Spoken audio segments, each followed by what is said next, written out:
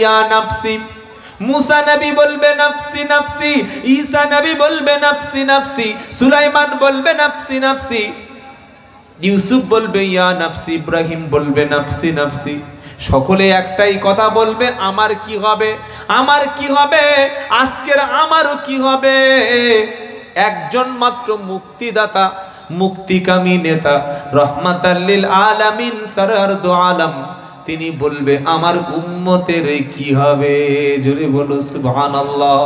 ও মুসলমান, তুমি নবী চিনতে পারলে না, নবীর সুন্নাতটা তোমার কাছে ঘৃণা লাগে, নবীর সুন্নাত টুপিটা মাথায় দিতে লজ্জা লাগে, হাঁটুর নিচে কাপড় পরেছ, গাঁটের উপরে কাপড় তুলে পরতে ঘৃণা লাগে, তুমি প্যান্ট পরেছ, প্যান্টে এমন টাইট করেছ বসে পেশাব করতে তোমার লজ্জা লাগে, বাড়িতে বিবির হিজাব পরিয়ে রাস্তায় বার করতে তোমার লজ্জা লাগে, নিজের ঘরে গিয়ে দস্তরখান বিছিয়ে খাদ্য খেতে তোমারও লজ্জা লাগে, তোমার বিছানায় ঘুমানোর সময় দোয়া পড়তে তোমারও লজ্জা লাগে। বাড়িতে তুমি গিয়েছো, বাড়িতে যাওয়ার পরে তোমার ঘরের মধ্যে নবীর কোনো আদর্শ তোমার কাছে পছন্দ হয় না, চুল কেটেছো ইহুদির মতো, খাবার খাচ্ছ খ্রিস্টানের মতো, পোশাক পরছো নাসারা বেঈমানদের মতো, আর তুমি বলছো আল্লাহ কেন ফেরেশতা পাঠায় না। আমার আল্লাহর ওয়াদা ছিল ফালিয়া আবুদু রব্বা হাদাল বাইত আল্লাযী আত'আমাহুম মিন জু'ইন ওয়া আমানাহুম মিন খাউফ।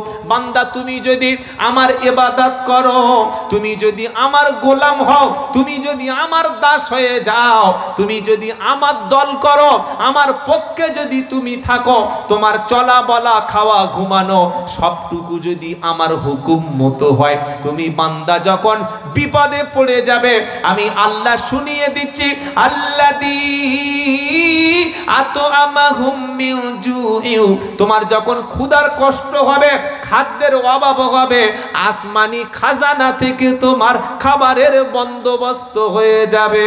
জোরে বলো সুবহানাল্লাহ। ও মানাহুম মিন খাউফ, তোমার যখন ভয় লাগবে, তোমার যখন নিরাপত্তার অভাব হবে, তোমার কোনো বডিগার্ড লাগবে না, কেউ গুলি করতে পারবে না, কেউ তোমাকে মারতে পারবে না, বুলেট প্রুফ গাড়ি লাগবে না, দামি বড় বিশাল রাইফেল তোমার বডিগার্ডের প্রয়োজন হবে না, যখন তুমি নিরাপত্তাহীনতায় ভুগবে, আমি আল্লাহ জিব্রাইল দিয়ে, ফেরেশতা দিয়ে নিরাপত্তার দায়িত্ব স্বয়ং তোমারও দিয়ে দেব। জোরে বলো সুবহানাল্লাহ। বললে সত্যিকারে কি এটা আল্লাহ দেবে? আল্লাহ বলছে আরো শোনো, মাইয়াত্তাকিল্লাহা ইয়াজআল লাহু মাখরাজা ওয়া ইয়ারযুকু মিন হাইসু লা ইয়াহতাসিব। সূরার নাম তলাক, 3 নম্বর আয়াত, 28 নম্বর পারা। কোরআন শোনাচ্ছে, যদি তুমি আমার ভয় করো, আল্লাহর ভয় যার দিলের মধ্যে থাকবে, ও মদের বোতল ধরবে না, আল্লাহর ভয় যার দিলের মধ্যে থাকবে, কোনোদিন ইয়েতিমের মাল খাবে না, আল্লাহর ভয় যার দিলের মধ্যে থাকবে, ও কখনো মিথ্যা কথা মুখ দিয়ে বলবে না, আল্লাহর ভয় যার দিলের মধ্যে থাকবে, কখনো বোনের সম্পত্তি নষ্ট করবে না, আল্লাহর ভয় যখন দিলের মধ্যে থাকবে, ও তখন জীবনে বড় কথা বলে মানুষকে কষ্ট দেবে না, আল্লাহর ভয় যখন দিলের মধ্যে থাকবে, ও তখন বড়দের সম্মান করবে, ছোটদের স্নেহ করবে, আল্লাহর ভয় যখন দিলের মধ্যে থাকবে, আজান হয়ে গেলে দড়ি দিয়ে বাঁধা থাকলে দড়ি ছিঁড়ে আল্লাহর সামনে চলে যাবে, কারণ আল্লাহ আমাকে ডেকেছে। এমন ভয় যখন ইমানদারের অন্তরে তৈরি হবে, আল্লাহ বলছে তুমি যদি গুহার ভিতরে আটকে যাও, পাহাড়ের ভিতরে যদি চাপা পড়ো, কোনো কঠিন মুসিবতে তুমি যদি পড়ে যাও, আমি আল্লাহ শোনালাম তোমাকে আমি আসমানি ভাবে বাঁচিয়ে নেব। বিশ্বাস সবার হলে তবে তো সুবহানাল্লাহ বলবে। বিশ্বাস আছে? সকলে বিশ্বাস করবো ইনশাআল্লাহ বলেন। ইমানদার আল্লাহ ছাড়া কাউকে পরোয়া করে না, কাউকে ভয় করে না, কাউকে না। যত বড় ক্ষমতাশালী ব্যক্তি হোক, আমার জন্য আল্লাহ যথেষ্ট। কে যথেষ্ট? যদি বলেন আলাইসাল্লাহু বিকাফিন আবদাহ। কি আশ্চর্য কথা, এর চাইতে আর বড় কথা কি হতে পারে? আবার বলছি, আলাইসাল্লাহু বিকাফিন আবদা, আল্লাহ বলল বান্দা আমি আল্লাহ কি তোর জন্য যথেষ্ট না? জোরে হবে না? আমাদের জন্য কে যথেষ্ট? জোরে বলুন।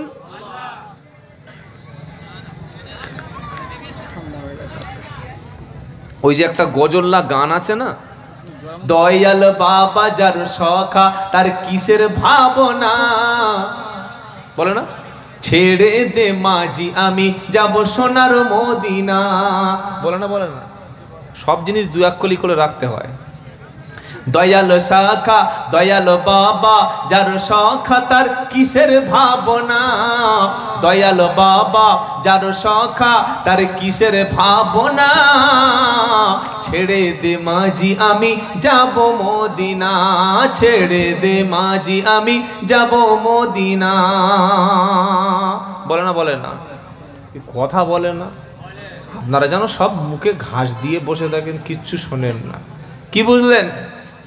দে দে দে পাল তুলে দে মাঝি দেরি করিস না, দে দে দে পাল তুলে দে মাঝি হেলা করিস না, জিয়ারাতে যাব আমি সোনার মদিনা, জিয়ারাতে যাব আমি সোনার মদিনা।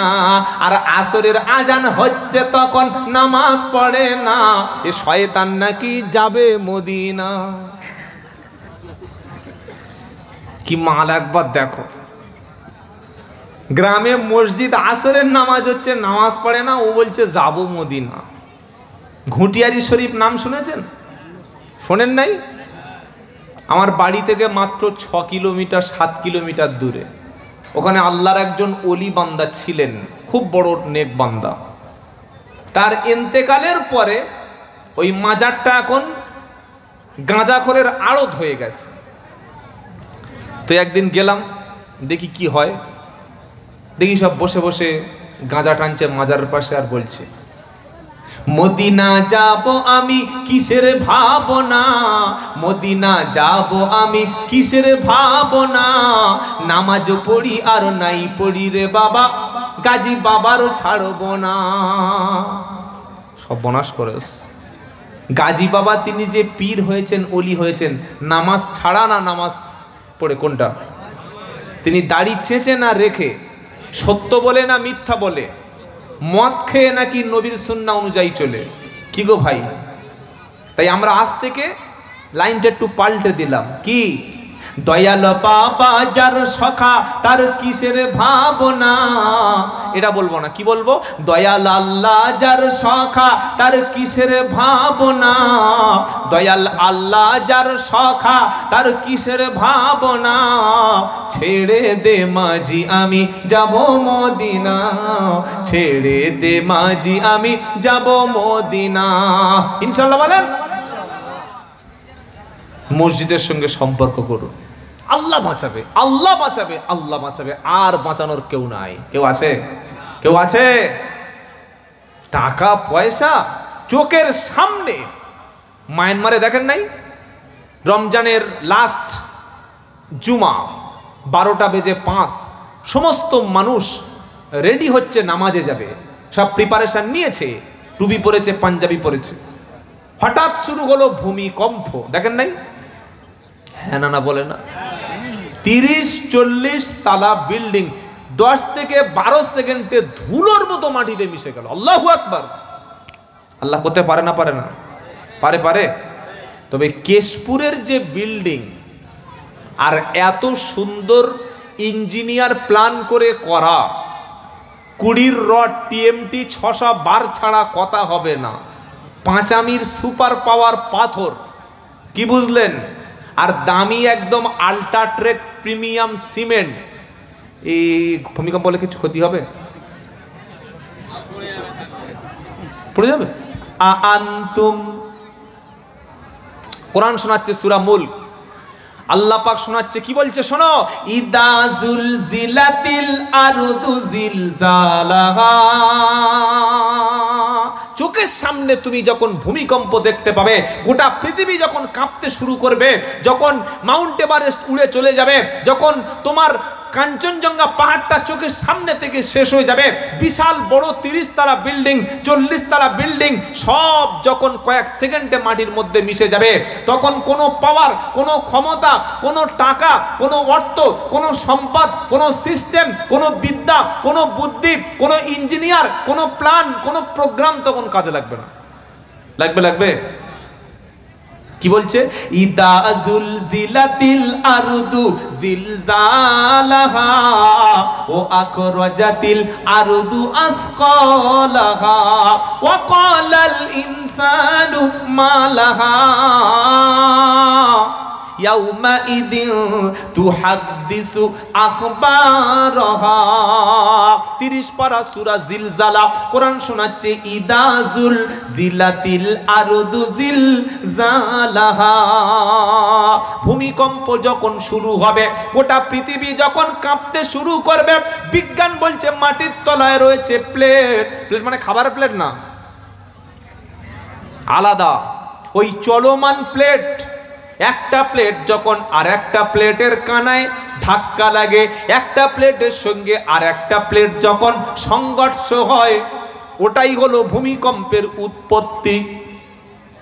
মাটির নিচে 20 কিলোমিটার, 25 কিলোমিটার নিচে একটা প্লেট যখন আর একটা প্লেটের সঙ্গে সামান্য সংঘর্ষ হয়, এবার একটু ফ্যানটা একটু দিকে বলুন। আল্লাহ পাক বলছে জমিনের উপর কাঁপতে থাকে, আর কি হয়? থরথর করে কেঁপে ওঠে। মানুষ বলে কি হলো, অবস্থাটা কি হলো? কোরআন কি বলছে?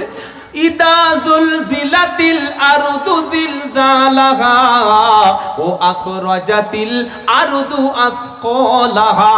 মাটির মধ্য থেকে যখন পাহাড়, স্বর্ণ, লোহা, তামা, পেট্রোল, ডিজেল, কেরোসিন, বিশাল বড় বড় সম্পদগুলি মাটির মধ্য থেকে যখন উঠে যাবে, ও আকরাজাতিল আরদু আসকালাহা, পৃথিবীর মধ্য থেকে ভারী ভারী বস্তুগুলি সব একটা একটা করে উঠে যাবে। মানুষ কি বলবে?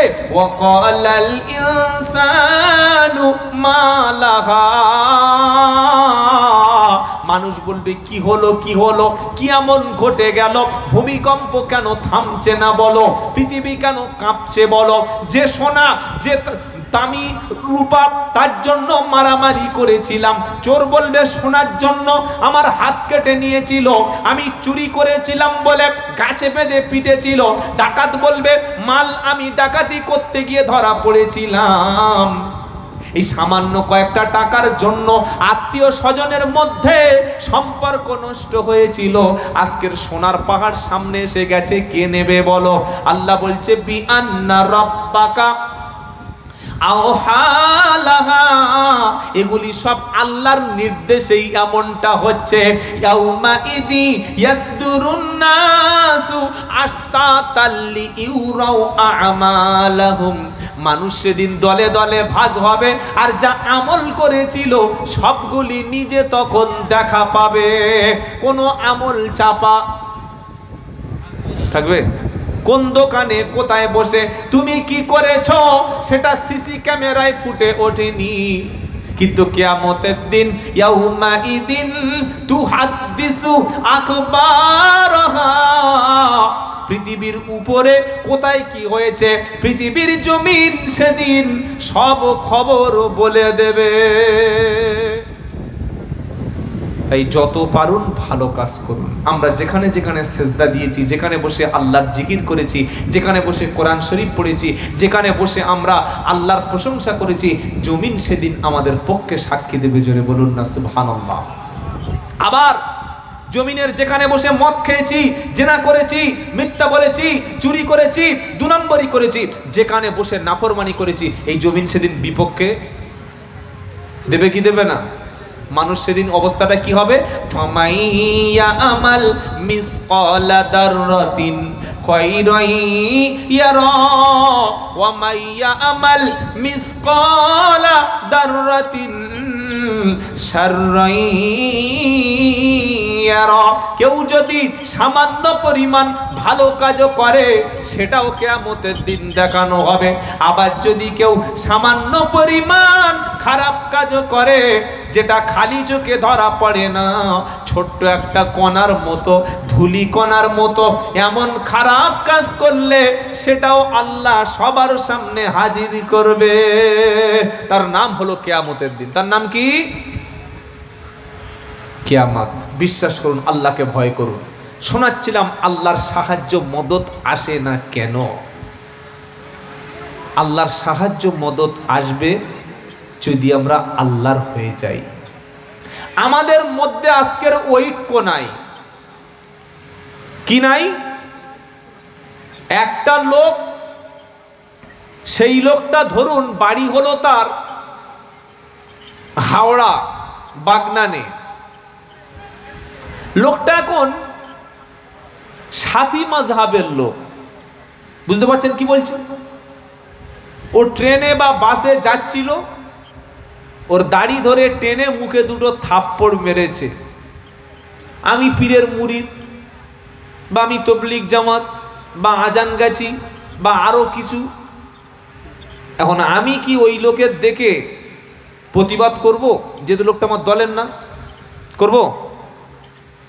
করছি না আর করি নাই।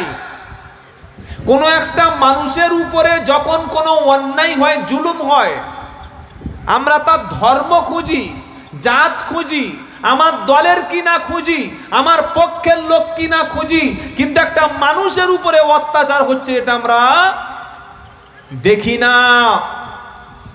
তাই ভেদাভেদ যখন মুসলমান শুরু করবে, একে অপরের সঙ্গে কথা বলা বন্ধ করবে, একে অপরের পিছনে নামাজ পড়া বন্ধ করবে, একে অন্যের পিছনে ওয়াজ শোনা বন্ধ করবে, একে অন্যের পিছনে ক্ষতি করতে ব্যস্ত থাকবে, আল্লাহর সাহায্য মদত তার উপরে।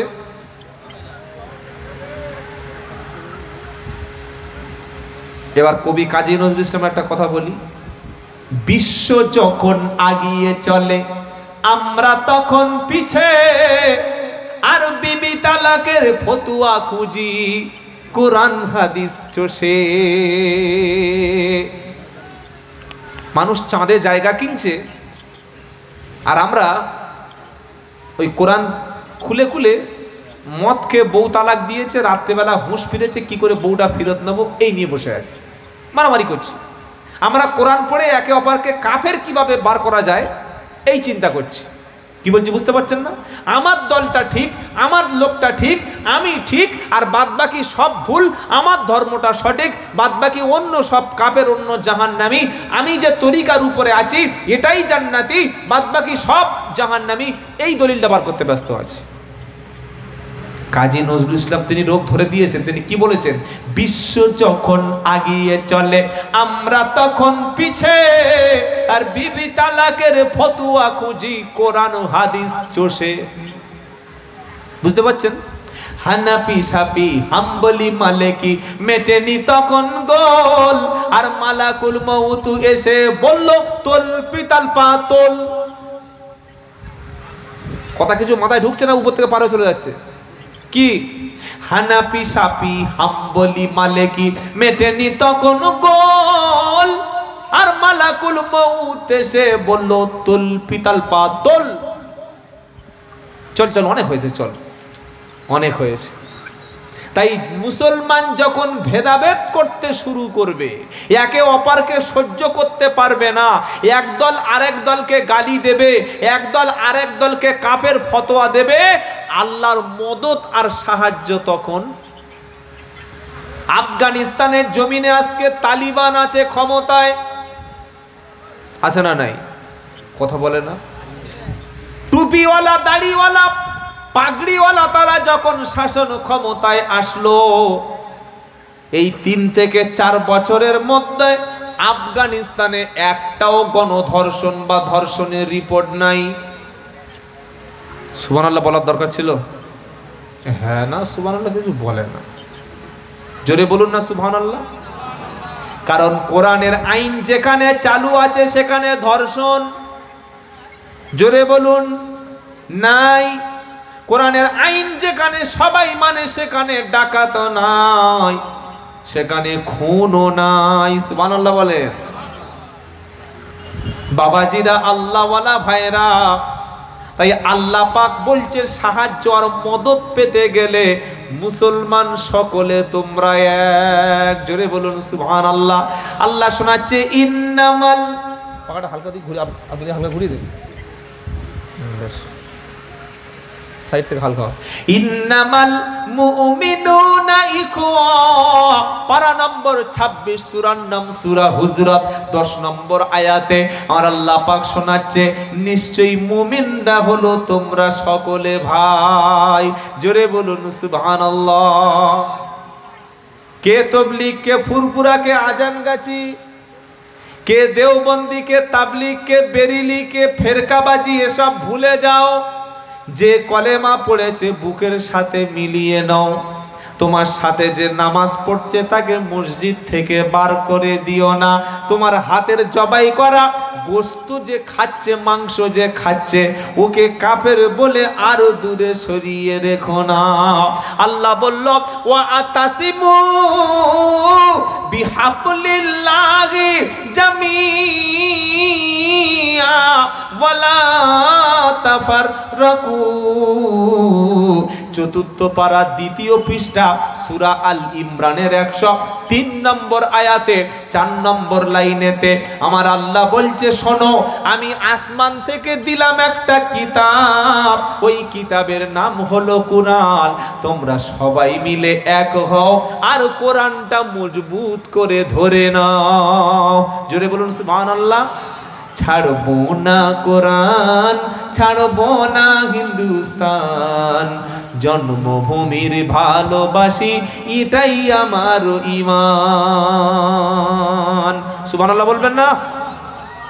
ভারত স্বাধীনের জন্য সবচাইতে রক্ত তো বাঙালিরা দিয়েছিল। আজ যারা গুজরাটি সাম্রাজ্যবাদী, যারা বাংলাকে দখল করতে চায়, টুকরো টুকরো করতে চায়, আমাদের রাজ্যের কিছু সাম্প্রদায়িক নেতা তারা চেয়েছিল গতকাল আমাদের হিন্দু ভাইদের রামনবমী অনুষ্ঠান হয়েছে, হয়েছে না হয় নাই? এই বাংলার জমিনে লক্ষ লক্ষ হিন্দু ভাইয়েরা তারা রামনবমী অনুষ্ঠান শান্তিপূর্ণভাবে পালন করেছে। বরং মালদা জেলায় দেখলাম কিছু মুসলমান মাথায় টুপি দিয়ে আমার হিন্দু ভাইদের রামনবমী অনুষ্ঠান মিছিলে তারা ঠান্ডা পানি খাইয়ে তাদেরকে সাদরে গ্রহণ করেছে। বলুন আলহামদুলিল্লাহ। যে সাম্প্রদায়িক নেতাগুলো চেয়েছিল এই অনুষ্ঠানকে কেন্দ্র করে বাংলা দখল করবে, অশান্তি শুরু করবে, কিন্তু আল্লাহর অশেষ দয়ায় বাংলায় কোনো অশান্তি হয়নি। সামনে যে দিন আসছে, হিন্দু মুসলমান আমরা যদি সম্প্রীতি বজায় না রাখি, আপনার পাড়ায় একটা মন্দির আছে, আপনি প্রয়োজনে মন্দিরটা পাহারা দিন। কেন পাহারা দিতে বললাম? 1 সপ্তাহ আগে উত্তর দিনাজপুরে গঙ্গারামপুরে আমার হিন্দু ভাইদের মন্দিরে 2 জন ছেলে ধরা পড়েছিল। রাত্রেবেলা যারা চুরি করে মন্দিরের মধ্য থেকে মূর্তি ভাঙতে গেছিল। আচ্ছা, আপনারা তো মুসলমান, তাই না ভাই? কোনোদিন জুমার নামাজ পড়তে গিয়ে মসজিদে বা তবলিগ জামাতের ভাইদের সাথীদের সাথে তালিমে বসে, বা কোনো পীর সাহেবের খানকায় বসে, বা কোনো জলসা বা ইসালে সাহেবের মজলিসে বসে কোনো হুজুর, কোনো মুফতি সাহেব, কোনো পীর সাহেব, কোনো মুবাল্লিক সাহেব বলেছে যে তোমাদের পাড়ায় যদি কোনো মন্দির থাকে ওর ভিতরে মূর্তিগুলো ভেঙে দিলে তোমাদের নেকি হবে, সওয়াব হবে, পুণ্য হবে? সবাই বলুন শুনেছেন কোনোদিন? আর যদি কোনো হুজুর বলে থাকে তিনি ভুল বলছে না ঠিক বলছে? ইসলাম বলছে ওয়ালা তাসুবুল্লাযিনা ইয়াদউনা মিন দুনিল্লাহ, আল্লাহ ছাড়া যারা, কেউ সরস্বতী, কেউ ভগবতী, কেউ ঈশ্বর, কেউ গড, কেউ ভগবান, কেউ কালী, যারা ডাকাডাকি করে তোমরা তাদের ঈশ্বরকে, উপাস্যকে গালি দিও না। সুতরাং উত্তর দিনাজপুরের গঙ্গারামপুরে হাতে নাতে ধরা পড়ল। দুজন ব্যক্তি গিয়ে রাত্রেবেলা মন্দিরের মধ্যে দেবীর মাথা বা তাদের ভাঙছিল, শরীরটা ভাঙছিল, ধরা পড়ল। ধরা পড়ার পরে এলাকার মানুষ মনে করলো নিশ্চয়ই মুসলমানেরা করেছে, কিন্তু পরবর্তীকালে যখন ভালো করে তদন্ত করে দেখা গেল দুজন অমুসলিম হিন্দু ভাইদেরকে টাকা দিয়ে উস্কানি দিয়ে এই কাজটা করানো হয়েছে। আপনি চিন্তা করতে পারছেন, বাংলাকে অশান্ত করার জন্য, বাংলার সম্প্রীতি নষ্ট করার জন্যে, বাংলার হিন্দু মুসলমানকে দাঙ্গা লাগানোর জন্য দাঙ্গাবাজরা, গুজরাটি ক্ষমতাবানেরা, বাঙালি বিদ্বেষীরা দিন রাত তারা চেষ্টা করে যাচ্ছে। তাই আমি আব্দুল্লাহ জুবায়ের বলছি, আপনার মসজিদে সিসিটিভি ক্যামেরা লাগান। আপনার মসজিদে এসি বা পাথর না লাগাতে পারেন, কোনো সমস্যা নাই। মসজিদের গুরুত্বপূর্ণ জায়গাগুলিতে সিসিটিভি ক্যামেরা লাগান, যাতে কেউ কোনো রকমের দাঙ্গা না করতে আসতে পারে। সে বিষয়ে সর্বপ্রথম আমাদের লক্ষ্য রাখতে হবে। একটা মসজিদ যদি ভেঙে দেয়, আবার আমরা মসজিদ করতে পারবো। একটা মন্দির যদি হিন্দুদের ভাঙা হয়, আরেকটা মন্দির করার মতো ক্ষমতা হিন্দু ভাইদের আছে। কিন্তু পরস্পর যে মিলেমিশে থাকি, এই যে ভ্রাতৃত্ব যদি নষ্ট হয়ে যায়, হিংসায় যদি দুই দল, দুটো ধর্মের মানুষ মারামারি করে, এতে তৃণমূলের কোনো ক্ষতি হবে না, বিজেপির কোনো ক্ষতি হবে না। যখন হিন্দু মুসলমান মারামারি করে, যাদের উস্কানিতে মারামারি হয়, তারা কিন্তু ভাই এসি রুমে বসে মজা নেয়। তোমার ছেলে যাবে, রামের ছেলে যাবে, রহিমের ছেলে যাবে, দুজন লাশ হয়ে কেউ যাবে শ্মশানে, কেউ যাবে কবরস্থানে। আর যাদের উস্কানি থেকে তারা মাঠে নেমেছিল, তারা কিন্তু এসি ছাড়া বার হবে না, লাশের রাজনীতি হবে। তাই সামনে আরো কঠিন দিন আসছে। বাংলার সম্প্রীতি, বাংলার ভালোবাসা, একে অপরের প্রতি শ্রদ্ধাশীল, একে অপরের ধর্মের প্রতি সম্মান, এটা আমরা করব বলুন ইনশাআল্লাহ। কেউ যদি আমাকে অস্ত্র বাড়িয়ে দেয়, আমরা তার বিরুদ্ধে বোম চেলে তাকে আঘাত করব না, ফুলের তোড়া দিয়ে আমরা বরণ করে নেব বলুন ইনশাআল্লাহ, বলুন ইনশাআল্লাহ। তবে যদি কেউ সাম্প্রদায়িক ব্যক্তি কোন মন্দির ভাঙতে আসে, মসজিদ ভাঙতে আসে, হিন্দু মুসলমানের মধ্যে দাঙ্গা লাগাতে আসে, সে হিন্দু হোক আর সে মুসলমান হোক, যখন জানতে পারবেন লোকটা দাঙ্গাবাজ, মন্দির বা মসজিদের সামনে এসে অশান্তি করতে আসলে, হিন্দু হোক আর মুসলমান হোক, আপনার দলের ছেলে হোক, যারা সম্প্রীতি নষ্ট করতে আসবে, ওখানেই কবর দিন। কি বলছি বুঝতে পেরেছেন? দাঙ্গা লাগাতে আসলে, অশান্তি করতে আসলে, ওখানেই পুঁতে ফেলুন। কথা শুনে খারাপ লাগছে আপনাদের? খারাপ লাগছে? সবচাইতে যেটা জরুরি সেটা হলো পরস্পরের মধ্যে ভ্রাতৃত্ব গড়ে তোলা। আর সেই কাজ আমরা করেছি, আগামীতে করব বলুন ইনশাআল্লাহ, বলুন ইনশাআল্লাহ। আল্লাহ আমাদের তৌফিক দান করুক, সকলে বলুন আল্লাহুম্মা আমিন।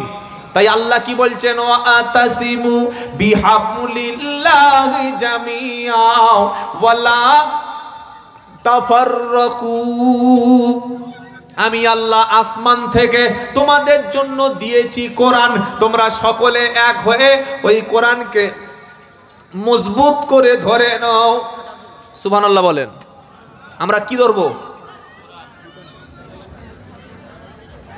ছাড়বো না কোরআন, ছাড়বো না হিন্দুস্তান, জন্মভূমির ভালোবাসি, এটাই আমার ঈমান। জোরে হবে না? নাকি পাকিস্তানে যাওয়ার ইচ্ছা আছে? যারা পাকিস্তানে বলছে আমাদের পাঠিয়ে দেব, তারা শুনে রাখো, তোমার যতটা অধিকার আছে আমার ততটা অধিকার আছে। এই অধিকার সংবিধান আমাদের দিয়েছে। তাই আল্লাহ কি বলছে? তোমরা সকলে মিলে মজবুত করে আমার কোরআনকে ধরো। তুমি তবলিগ, তুমি ফুরফুরা, তুমি আজানগাছি, তুমি দেওবন্দি, এসব ভেদাভেদ করতে দেবেন না। এসব কথা যারা বলবে তাদের বলতে দেবেন না। এ সমস্ত ফিতনা যারা করতে আসবে তাদের কথা শুনবেন না। আমার আল্লাহর নবী বলল, শুনে রাখো, আমার উম্মতের মধ্যে কিয়ামতের পূর্বে দল হবে 73টা, জাহান্নামে যাবে 72টা, একদল যাবে জান্নাতি। সাহাবারা বললেন, কোন দল?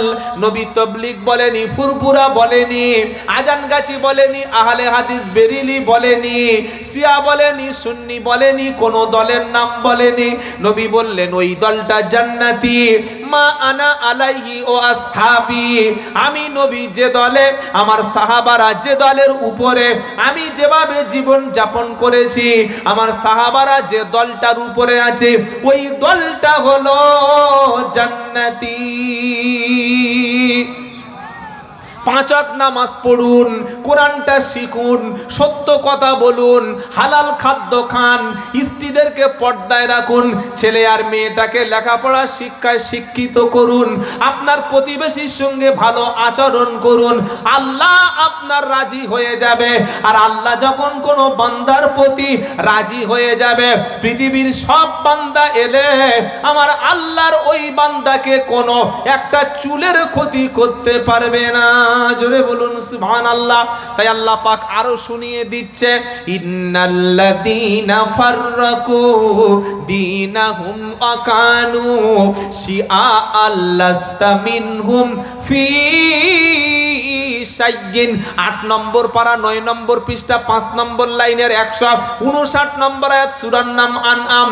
আল্লাহ বলছেন, নিশ্চয়ই যারা দ্বীনের মধ্যে, ইসলামের মধ্যে, ধর্মের মধ্যে টুকরো টুকরো টুকরো টুকরো করে দিচ্ছে, ইসলামটাকে বিভিন্ন ভাবে ভাগ করে দিচ্ছে, আমার দলটা ঠিক, বাদ বাকি সব কাফের, আমি যে টুপিটা পরি এটাই সঠিক টুপি, আমি যে স্টাইলে পাঞ্জাবি পরি এটাই সঠিক, আমার নামাজটাই সঠিক, আমার ইবাদতটা সঠিক, বাদ বাকি সব ভুল, সব জাহান্নামী, এমন কথা বলে বলে ধর্মটার মধ্যে যারা টুকরো টুকরো করছে, আল্লাহ বলছেন, নবী তাদের সাথে তোমারও কোনো সম্পর্ক নাই। আরো কোরআন কি বলছে, চলুন সূরার নাম মুমিনুন, 18 পারা 4 নম্বর পৃষ্ঠা 13 নম্বর লাইনের 52 নম্বর আয়াত, সূরা মুমিনুন।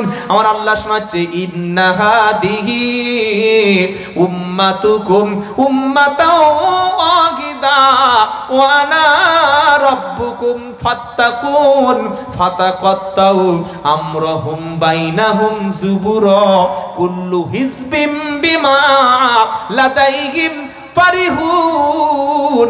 আল্লাহ শোনাচ্ছে, তোমরাই উম্মাত, তোমরাই হলো এক উম্মাহ। আচ্ছা, মসজিদে নামাজ পড়তে গিয়ে দেখছেন আপনার পাশে একটা তৃণমূল আর আপনি সিপিএম করেন বা কংগ্রেস করেন, ওর পাশে নামাজ পড়বেন না পিছনে চলে যাবেন? কোনটা? হ্যাঁ, ওর গায়ের সঙ্গে গা লাগলে পাপ হবে তো? আপনার পাশের ভাইটা তবলিগ জামাত বা ফুরফুরা বা আজানগাছি বা আরো আর যা আছে সব, আর আপনি অন্য একটা দলের, পাশাপাশি নামাজ হবে তো? হবে? হবে।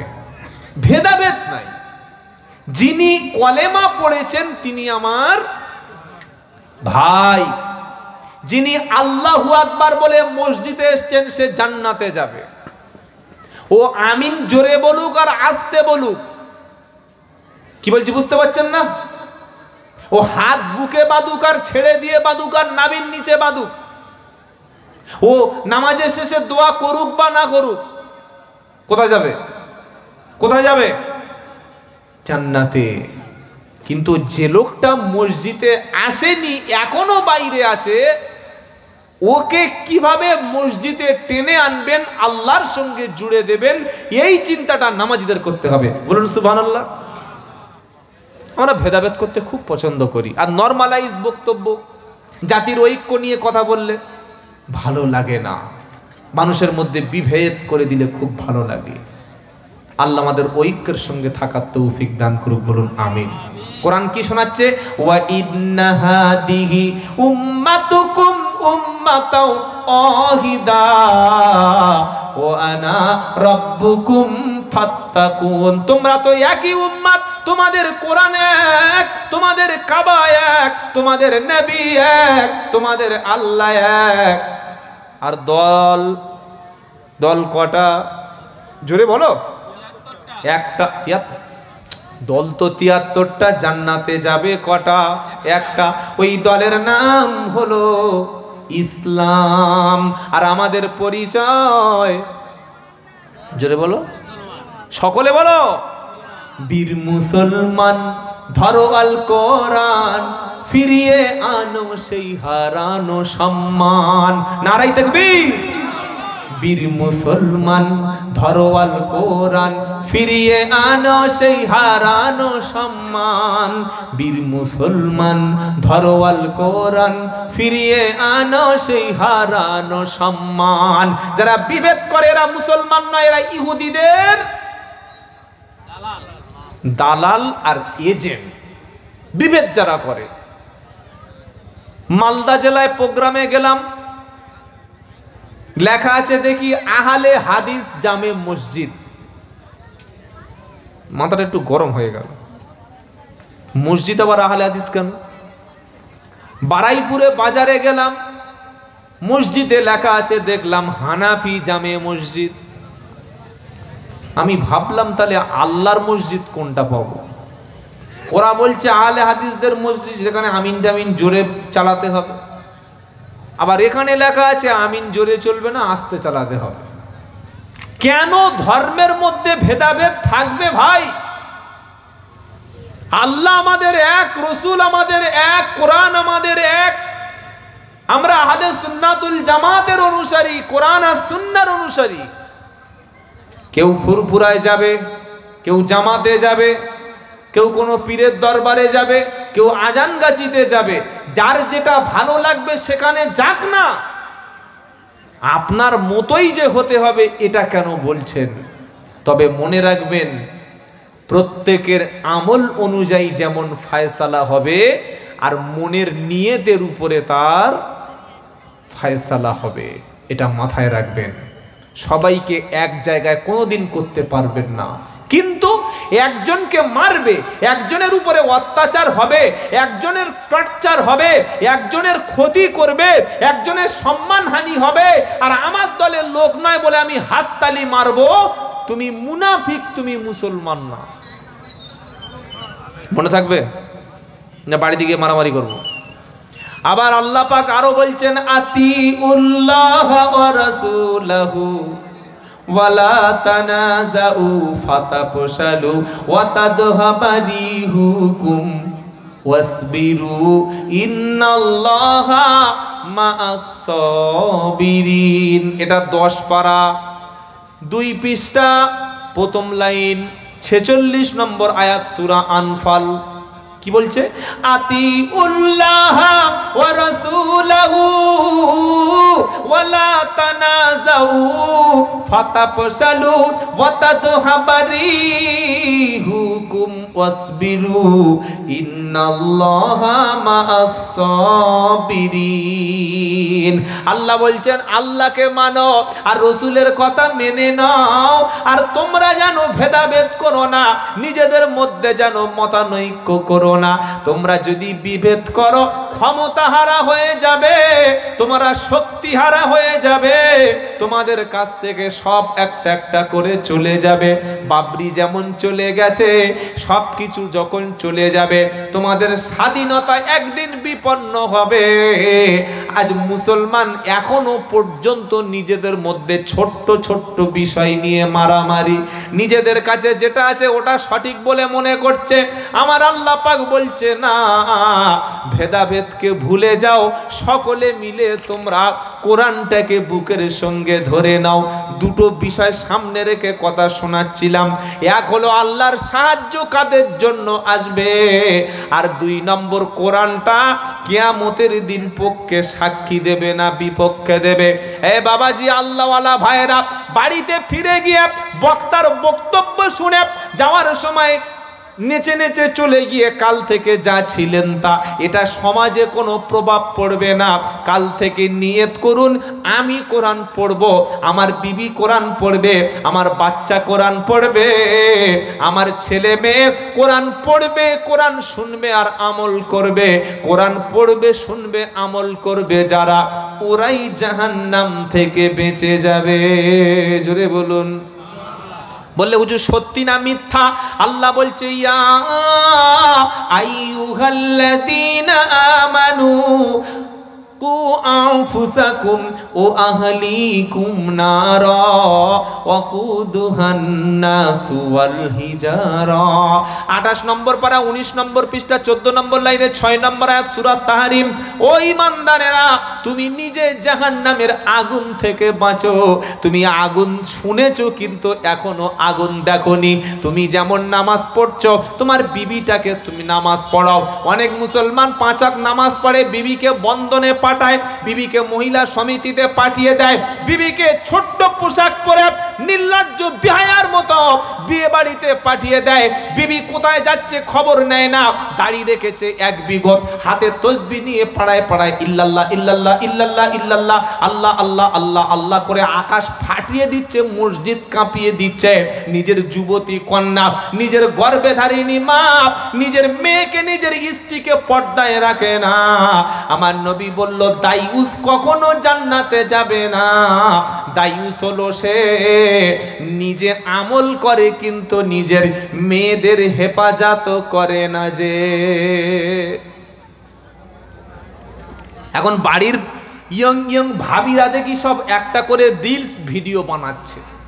কি ভিডিও বলো? রিলস। আরে আমি বক্তব্য করে আর ক পয়সা পাবো? আপনি চাকরি করে ক পয়সা দেবেন? খালি বুকের কাপড়টা সরিয়ে বক্ষ বিভাজনটা দেখিয়ে ছোট্ট ন্যাকেট পোশাক পরে রান্নার একটা video 3 minute 2.5 20 second 15 minute 10 second 6 minute 7 সেকেন্ডের যদি একটা রিলস ভিডিও কোনো ভাবি সুন্দরভাবে বুকের কাপড়টা ঠিক মতো সরিয়ে করতে পারে, 2 দিনে 10 মিলিয়ন, ওই এক জায়গায় বসে বসে 3 লাখ টাকা ইনকাম করবে। বিশ্বাস না হলে ইউটিউবারদের জিজ্ঞেস করে নাও। কিছু বুঝতে পারছেন কি বললাম? বুঝতে পারলেন না? বাড়ির মেয়েরা, মহিলারা উলঙ্গ হয়ে ভিডিও বানাচ্ছে, ছোট্ট ছোট্ট পোশাক পরে রিলস বানিয়ে টাকা উপার্জন করছে।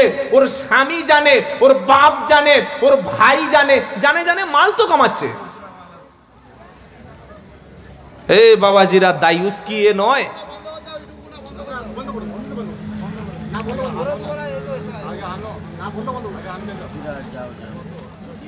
বাবাজিরা, আল্লাহওয়ালা ভাইরা, নামাজ পড়ার সাথে সাথে আমাদের কন্যাদেরকে আমরা পর্দার সঙ্গে রাখবো। বলুন ইনশাআল্লাহ। বলুন ইনশাআল্লাহ। ইনশাআল্লাহ সবাই বলছেন না? আল্লাহ তৌফিক দিক, বলুন আমিন। যাই হোক, আমরা আলোচনা করব না। আজকের যিনি শেষ মেহমান, প্রধান মেহমান, ফুরফুরা শরীফ থেকে এসেছেন পীরজাদা খোবায়েব সিদ্দিকী আল কুরাইশি ভাইজান। বেশিক্ষণ তিনি কথা বলবেন না, অল্প কিছু কথা বলে আখেরি দোয়া করে সকলে